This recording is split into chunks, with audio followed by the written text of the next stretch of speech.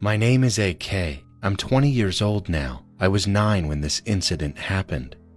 It happened to me and my grandmother. My grandmother was a professor at a prestigious university. My mother was a businesswoman and my father worked for a private company. On the day of the incident, my mother was on a 3-day business trip abroad and my father worked late into the night. My grandmother and I were alone in our 5-story apartment complex. One evening, my grandmother came home from college holding a large hilsa fish in her hand. It was my favorite fish, so I was excited, but she looked nervous.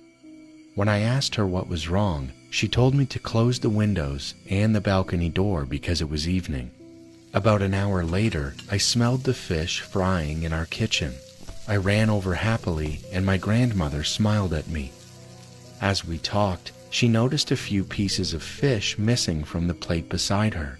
She knew I hadn't taken any because I was standing right next to her.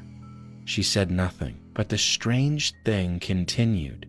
Each time she glanced at the plate, more fish would disappear. She waited to see what would happen, and what happened next still makes me cry with horror. A truly black hand, a disgusting hand with dark hair, came through the kitchen window and took a piece of fish. My grandmother immediately began praying and yelled for me to leave, but I was frozen with fear. Tears ran down my face. Living on the 5th floor, I knew that hand could not be human. I began having trouble breathing, like something was suffocating me.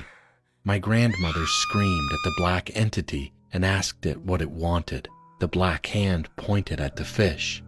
My grandmother decided to give it a piece, but she also knew that if she gave it what it wanted, it might never let go.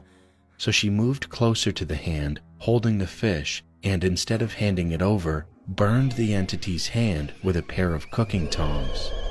A loud, inhuman scream rang out, and the hand flew back out the window.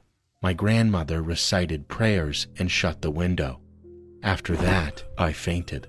When I woke up, I was in the hospital. My grandmother, my mother, my father, and a nurse stood around my bed. My family was crying. My mother had returned home from abroad quickly. She said that as soon as I fainted, my fever spiked. I was shaking and foaming at the mouth. My grandmother had called the neighbors and taken me to the hospital. The doctors struggled to bring my fever down. I was unconscious for 3 days. Thankfully, I recovered, but that incident is still unforgettable.